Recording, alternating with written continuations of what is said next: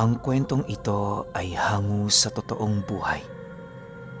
Karanasan ito ni Buboy. Taong 1975, Leganes, Iloilo.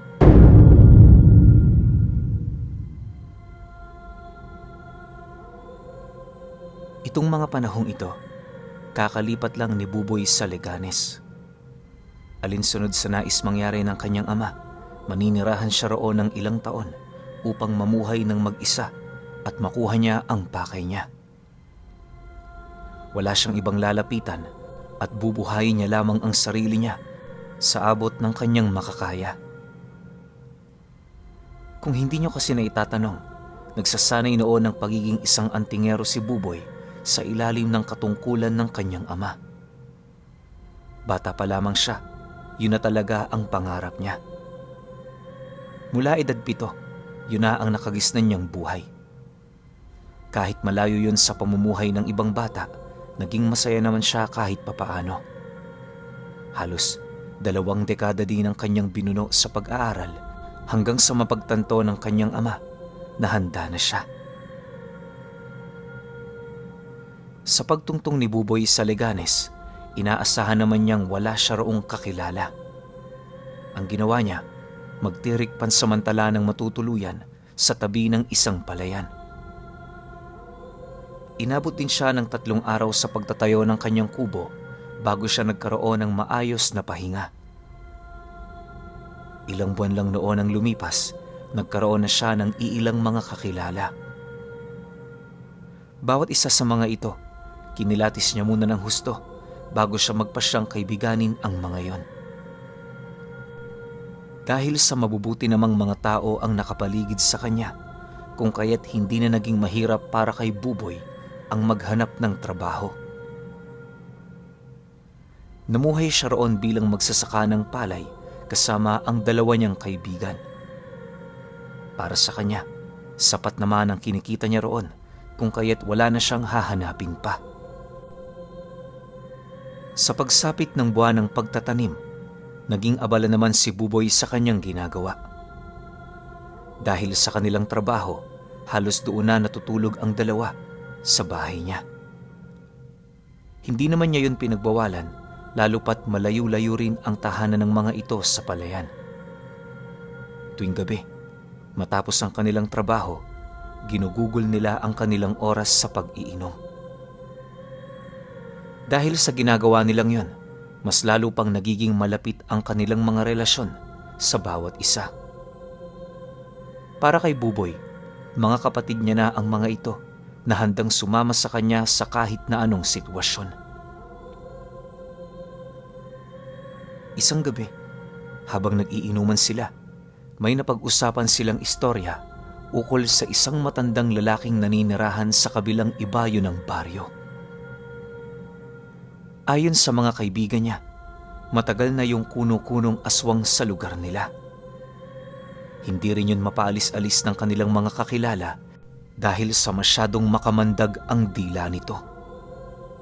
Kaya nitong pumatay ng tao sa pamamagitan ng salita lamang. Dagdag pa ng mga kaibigan niya na sa sobrang lakas ng matandang yon, 2 albularyo na ang nagawa nitong mapatumba. Magmula noong nabalitaan nilang may napaslang itong albularyo, hindi na yon sinubukan pang komprontahin ng mga taong nagpapaalis dito.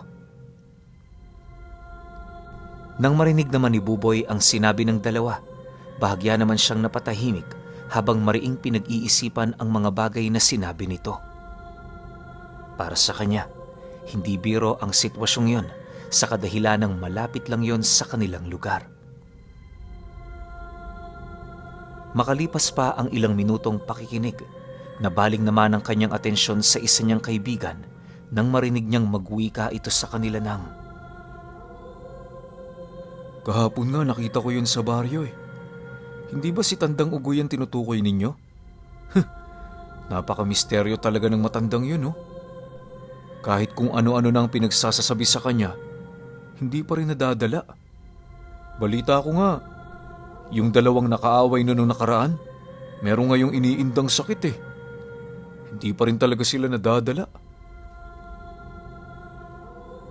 Nang marinig naman ni Buboy ang sinabi nito, agad naman siya roong umalma sa kadahilan ng inaakala niyang madalang lang kung madapo sa kanilang lugar ang matandang yon.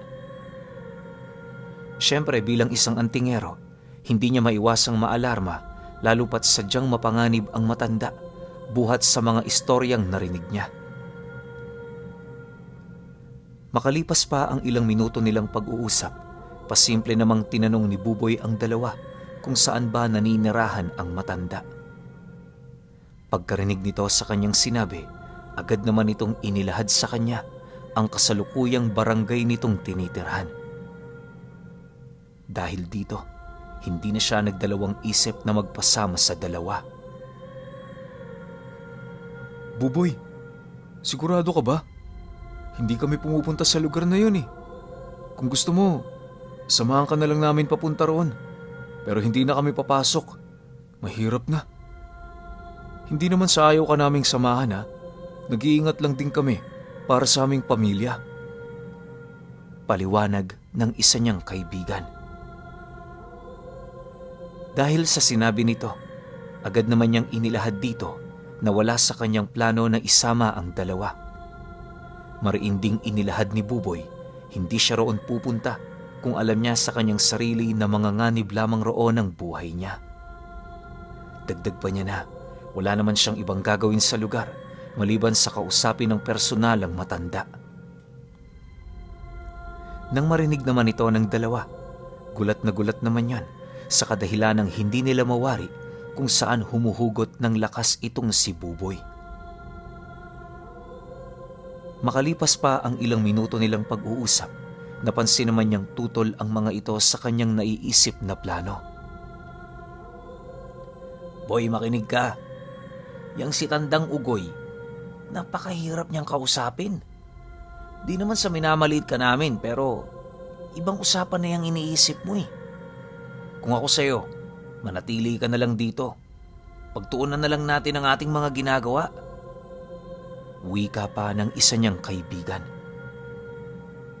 Nang marinig naman ni Buboy ang sinabi nito, pabiro naman siya roong sumagot ng, "Huwag kayong mag-alala. Walang masamang mangyayari sa akin. Bukas na bukas, makikita niyo ako rito. Kasama na ang matandang yun."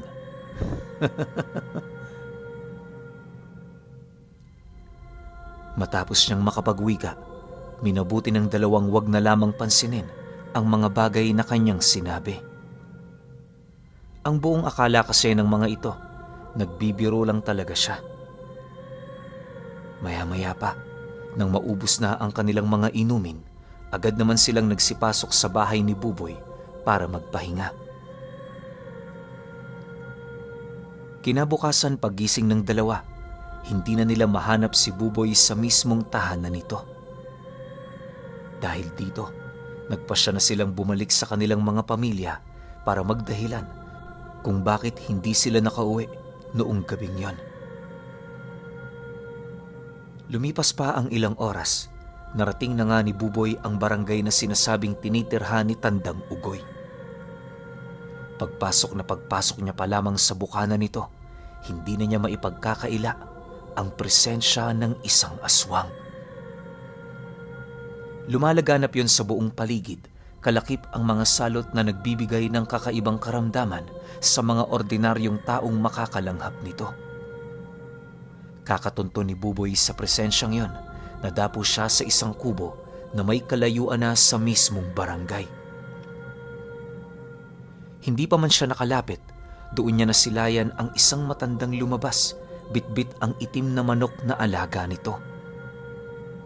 Pagtitigan nilang dalawa, mahinahon naman siya roong lumapit para yon ay kausapin. Nang marating na niya ang bakuran ng matanda, mahinahon naman siya roong nakipag-usap nang sa gayoy maramdaman nito ang kanyang pagnanais na umiwas sa gulo. "Magandang umaga sa iyo, Manong Ugoy. Pasensya ka na kung bumisita ako nang hindi man lang nagpapasabi. Huwag sana kayong magagalit. Hindi ako pumunta rito para makipag-away o kung ano. May mga bagay lang ako nais klaruhin at malaman tungkol sa inyo. Balita ko kasi, hindi maganda ang pakikitungo ng mga tao sa inyo rito." Wika ni Buboy sa matanda. Bakit? Tinatrato ba nila ako ng tama? Kung maliit ang paningin nila sa akin, di hamak na mas maliit ang paningin ko sa kanila. Wala silang pagkakaiba sa mga hayop na ang tanging silbi sa mundong ito, maging pagkain ng matataas na uri. Ikaw, kung hangad mong tutulan ng mga sinasabi ko, abay hindi tayo magkakasundo. Sagot naman ng matanda habang pasimple itong nagbibitaw ng sumpa. Nang mapansin naman yon ni Buboy, hinayaan lang naman niya yon, gawa ng ang nais niyang mangyari, maipakita sa matanda ang pagitan ng kanilang mga lakas. Pagdapo ng hangin na may daladalang sumpa na pinakawalan nito, laking gulat na lamang ng matandang yon nang bigla itong maagnas. Dahil sa pangyayari, doon ito napagtanto, maraming tangan-tangang depensa ang kausap niya. Sa pagpapatuloy ng mga pangyayari, ilang beses pa siya nitong sinubukang lapatan ng sumpa pero paulit-ulit yung nabibigo. Nang hindi na maatim ni Buboy ang ginagawa ng nilalang na yon, nagdesisyon na siyang yon ay lapitan para kumprontahin. Pagharap nilang dalawa, matapang naman niyang inilapit sa matanda ang kanyang pagmumuka habang bumubulong siya rito ng, "Ikaw ang hindi nakakaalam kung sinong kinakaharap mo. Nais mong mabuhay? Sumunod ka sa gusto ko." Nang marinig naman ito ang kanyang sinabi, bigla naman yung umangil at kasabay nito ang dahan-dahang panlilisik ng titig nito sa kanya. Maya-maya pa, pagramdam ni Buboy na papasunggab na ang nilalang na yon, walang pagdadalawang isip naman niya yung sinapak sa dibdib, sabay tadyak dito papalayo. Nang akmang tatayo pa ito, muli niya yung sinapak sa muka at mabilisang iginapos yun sa lupa sa pamamagitan ng mga buhay na salita. Pagsilay niyang hindi na makagalaw ang nilalang na yon, dali-dali naman niya itong ipinasok sa loob ng bahay nito. Pagsarado niya ng pinto, inalis niya sa katawan nito ang selyo para makausap yon ng maayos. Mula roon, ipinaliwanag ni Buboy kung sino siya, ano ang kaya niyang gawin, at kung saang pamilya siya nagmula.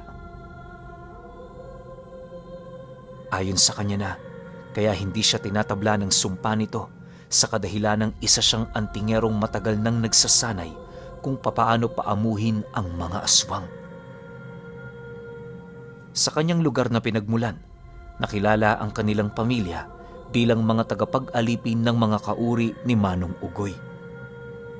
Dagdag pa niya na, kabilang sa kanyang mga pagsasanay ay ang pamamaraan kung papaano masalag ang lahat ng sumpang inilalabas ng makamandag na bunganga. Mariin niya ring inilahad sa matanda na bagaman ganoon ang kanilang kakayahan, nahanay pa rin sila sa puwersa ng kanan. Kumbaga, sila ang uri ng antingerong gumagamit ng kapangyarihan ng kaliwa para maipagtanggol ang mga mabubuting nilalang. Matapos naman yung marinig ni Manong Ugoy, bakas sa pagmumukha nito ang matinding pagkagulat. Yung tipong kahit hindi na ito magsalita, alam ni Buboy na hindi yun makapaniwala sa kanyang mga sinasabi. Makalipas pa ang ilang minutong pananahimik nito, mahinahon naman yung nagwika sa kanya ng, "Kayo ba ang mga antingerong tinatawag na Mauri? Narinig ko na ang tungkol sa inyo, pero wala pa akong nakikita na isa. Kayo pa lang ho ang una." Kasabay ng pagwika ng matandang yon ay ang pagyuko naman nito sa kanyang harapan, pagpapakita ng paggalang. Nang masipat naman yon ni Buboy, dali-dali naman niya yung pinatayo habang sumasagot dito ng,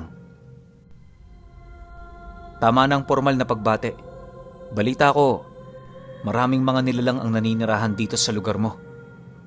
Ang nais kong gawin mo ngayon, iharap silang lahat sa akin.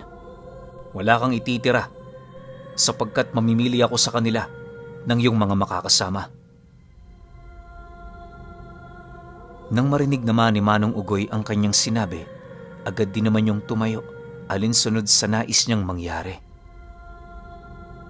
Nang akmang lalabas na yun sa bahay nito, mariin naman niya yung pinigilan sa kadahilan ng nais niyang papuntahin nito ang mga nilalang sa pagsapit na ng gabi.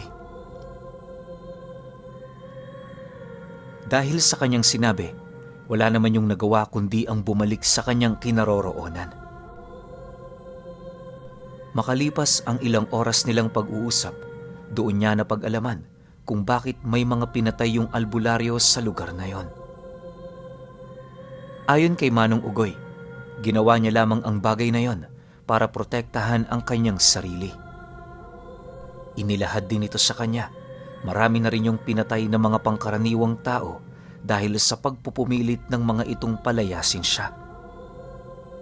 Dagdag pa nito na nakahanda siyang tanggapin ng anumang parusa ni Buboy kung yon ay naaayon sa paninindigan nito. Sa pagpapatuloy ng kanilang pag-uusap, inilahad naman niya ritong wala roong mangyayaring masama gawa ng nais niya yung maging katuwang sa lahat ng oras at pagkakataon. Ipinagtapat din dito ni Buboy na kaya siya nadapo sa lugar na yon ay para maghanap ng alipin. Para maging isang ganap na Maori, kinakailangan mong magkaroon ng kaagapay na aswang maliban sa iyong mga tinatangang kakayahan.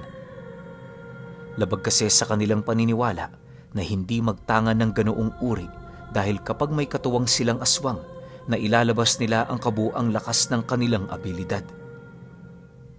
Dagdag pa ni Buboy na dahil sa pagsang-ayon ni Manong Ugoy, nakahanda na siyang umuwi sa kanilang lugar. Matapos naman yung marinig ng matanda, bakas naman sa pagmumukha nito ang labis na tuwa. Pagtatapat nito sa kanya na dahil sa mga katagang inilahad niya, mas lalo pang nabigyan niyo ng rason kung bakit nais nitong mabuhay ng matagal. Sa pagsapit ng gabi, agad namang umalis si Manong Ugoy para tipunin ang lahat ng aswang na patagong naninirahan sa baryo.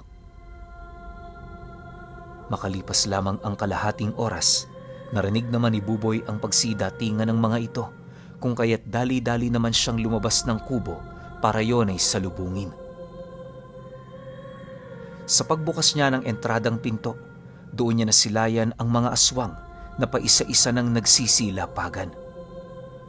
Ang iilan sa mga ito, mabilis na tumatakbo at lumulundag papalapit sa kanyang harapan. Maya-maya pa, nang dumating na si Tandang Ugoy, agad naman yung umupo sa tabi niya. Sa pagbalik ng katahimikan sa paligid, una niyang tinanong sa mga ito kung yun lang ba ang kabuang aswang na naninirahan sa baryo. Nang marinig naman yon ng mga nilalang, tumangulang naman ang mga ito pagpapakita ng kanilang pagsang-ayon. Dahil dito, napangiti lang naman si Buboy habang inilalahad ang mga rason kung bakit siya bumisita sa lugar na yon. Naparito ako hindi para maghasik ng kaguluhan. Bagkus hangad kong magkaisa kayong lahat. Tapos na ang mga panahon ng paghahasik nyo rito ng lagim. Panahon na para sumama kayo sa akin nang sa gayo'y magkaroon naman kayo ng silbi. Bago pumutok ang bukang liwayway bukas, nais kong makitang nakapag-alsa balutan na kayo. Sino man ang tumutol sa nais kong mangyari, ipapapatay ko sa harapan ng inyong mga kasama. Huwag niyo akong subukan. Alam niyo kung anong kaya kong gawin. Wika ni Buboy sa mga nilalang na merong paninindak. Dahil sa kanyang sinabi, napansin naman niya ang iilan sa mga ito na animoy pasimpleng nag-aangil. Pagsilay niya sa mga nilalang na yon, inutusan naman niya yung tumayo na siya namang dali-dali din naman itong ginawa. Pagharap nito sa kanya, sinabihan naman niya yung ipagtanggol ang sarili nitong buhay kung hangad nitong kumalas mula sa utos na ibinigay ng isang Maori. Matapos itong mailahad ni Buboy, umangi lang naman ang nilalang na yon habang dahan-dahang nagpapalit anyo. Nang masipat naman niya ang ginawa nito, napangisi lang naman siya habang inilalahad sa nilalang ang kagustuhan nitong mamatay ng lumalaban kesa magpaalipin. Pagkarinig naman ito ng sinabi niya, hindi na ito nagdalawang isip na sumugod habang patuloy naman siya nitong inuundayan ng saksak. Subalit, lahat ng pag-atake ng nilalang na yon, kung hindi tumatalbog sa kanyang katawan, bumabalik ang pinsala nito sa katawan mismo ng aswang. Sa isang iglap, dahan-dahan naman yung umatras habang pilit na pinakikiramdaman ng kanyang mga pinsalang natamo. Nang magkaroon na yon ng sapat na layo sa kinaroroonan ni Buboy, agad namang tumulong ang mga kasama nito na siyang naging sanhi upang dukutin na niya ang tangkay na nakasilid sa kanyang bulsa. Paglabas niya ng tangkay na yon, lahat ng aswang na malapit sa kanya ay bigla na lamang napahandusay na parabang nawala ng lakas ang mga katawan nito. Ultimo sa kanilang paghinga, hirap na nila itong magawa. Makalipas pa ang ilang minuto, nagdesisyon ng sumugod si Buboy para paslangin ang mga nilalang na tumutol sa nais niyang mangyari. Nang masipat naman ang mga itong papalapit na siya, pilit naman yung umilag sa pag-atake niya, subalit bigurin nila itong magawa. Paglapat ng dulo ng tangkay sa kahit saang parte ng kanilang katawan, ramdam nila ang pagkaagnas nito na parabang dahan-dahang bumabaon sa pinakailalim ng kanilang mga sistema.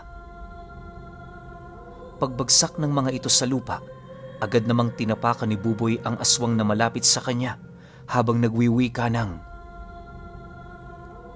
"Huwag niyo sanang kakalimutan kung sino ang kinakalaban niyo." Matapos niyang makapagsalita, hindi na siya nagdalawang isip na paslangin ang nilalang na yon. Hanggat maaari, tanging mga aswang lamang na may lakas ng loob na kumalaban sa kanya ang kanyang pinapatay.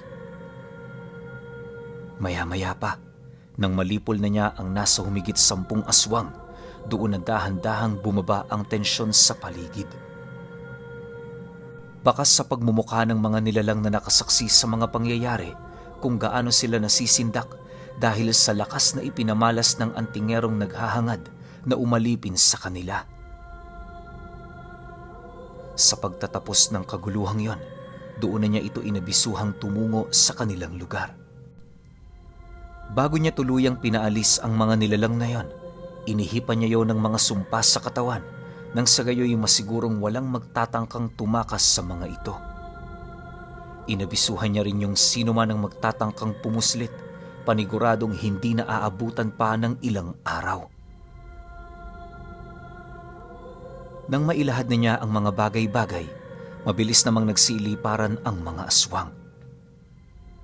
Nang mapagtanto naman niyang silang dalawa na lamang ni Manong Ugoy ang natira, minabuti naman niyang isama na ito pabalik sa bahay niya. Kinaumagahan, pagdating ng dalawa niyang kaibigan, halos hindi naman ito makapaniwala sa kanilang mga nakita. Si Manong Ugoy noon, nadatna nilang matyagang naglilinis sa bahay ni Buboy. Hindi lang yon, ito na rin ang gumawa ng lahat ng gawaing bahay kasama ang pag-iigib ng tubig at paglalaba ng mga sinuot niya. Dahil sa kanilang mga nakita, ilang beses naman nilang tinanong si Buboy kung ano ang nangyayari noong mga araw na yon. Sa paglipas ng mga buwan, nalaman ng dalawa kung papaano ni Buboy na paamo ang aswang na kinakatakutan sa lugar nila. Ipinagtapat din ito na tapos na ang kanyang pananatili sa lugar, kung kaya't sa mga susunod na buwan, maaaring bumalik na siya sa tahanan ng kanyang mga magulang. Nang marinig naman ito ng dalawa, bakas naman sa pagmumukha nito ang lungkot dahil sa naging abiso niya. Gayunpaman, hindi yun tiningnan ni Buboy na pagpapaalam sa mga ito, gawa ng alam niya sa kanyang sarili na balang araw muli siyang babalik sa Leganes para muling makita ang mga kaibigan niya. Sa ilang buwan niya pa noong pananatili, lahat ng karanasan niya sa lugar na yon, inilahad niya sa mga ito. Ipinagtapat niya rin dito ang kanyang pagkatao, kung ano siya at kung saang lahi siya nabibilang. Nang dumating na ang panahong pinakahinihintay ni Buboy, masaya naman siyang nagpaalam sa dalawa. Paglisan ni Manong Ugoy ng baryo, bitbit nila ang lahat ng salot na pinakalat nito. Kampante rin siyang iwan ng lugar sa kadahilan ng lingid sa kaalaman ng kanyang kaibigan na gawa na niyang mapaslang ang lahat ng masasamang uri ng nilalang na pasimpleng naninirahan sa baryo. Ilang taon ang lumipas, nanatili pa ring walang Buboy na nagpapakita sa Leganes. Yung mga kaibigan niya, tumanda na lang at nagkaanak na, bigo pa rin siyang makita. Nang mamatay ang isa sa mga matalik niyang kaibigan, nanatili pa rin walang balita ukol sa kanya. Pero alam niyo ba, na kahit hindi na nagbabakasakali ang kaibigan ni Buboy sa pagdating niya, patuloy na inaalala nito ang lahat ng kanilang pinagsamahan, lalong-lalo na ang kwento niya tungkol sa pagdaan ng antingerong may lahing Maori sa Iloilo.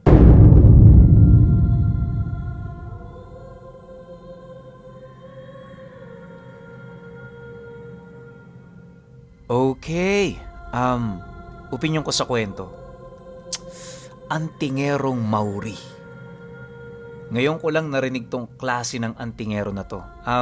Wait lang. Hindi ko masabi na ang pagiging Maori naipapasa, na pag-aaralan o kung anuman. Parang ang pagiging isang Maori, nasa dugo dapat ng isang tao o ng isang antingero. Diba? Parang yun yung pagkakaintindi ko rito eh. Kasi nga, diba, parang nilalagay sila sa isang lugar na alam ng mga magulang nila na delikado, maraming aswang, maraming kung anumang klaseng nilalang na nasa panig ng kaliwa na gusto silang patayin. Nilalagay sila sa ganoong klase ng lugar. Tapos parang yun yung magiging training grounds nung binata o batang Maori. Kailangan mapaamo niya lahat ng nilalang na nandoon. Pero hindi rin sila basta-basta. Kasi kung pakikinggan nyo na maigi yung kwento, sinasalo lang ni Buboy yung tigalpong binabato sa kanya nung matanda eh. Tapos may isang grupo ng mga aswang, 10 nga, di ba? Pinatay niya yung 10 na yun ng ganun lang kabilis. May ginamit lang siya na tangkay o kung ano, tapos patay ka agad eh. Di ba? So hindi rin basta-basta tong lahi na to. Tapos kaya rin gumamit ng karunungan sa kaliwa. Hindi ko alam pero ano kaya?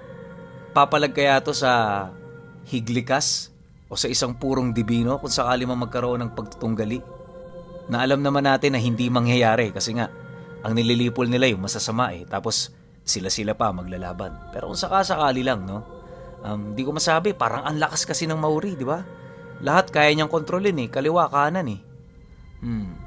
Ewan ko lang, di ko masabi. Mahirap magbigay ng solidong opinyon laban sa mga lahi na yon. Kaya, ang gagawin ko, kayo na lang. Kung may opinyon kayo sa kwentong ito, lalo na sa mga lahing nabanggit ko, comment nyo sa baba. Yun lang. Hanggang sa susunod na kwento. Salamat.